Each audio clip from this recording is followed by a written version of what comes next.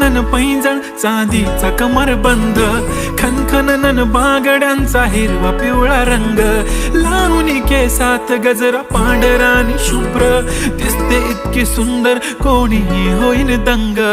काळी बिंदी काळी कुर्ती घालून आली ती, बोलली अहो भेटाना नदीच्या काठीशी, होले होले आली ती माझ्या पाठीशी, बोलली अहो भेटाना नदीच्या काठीशी.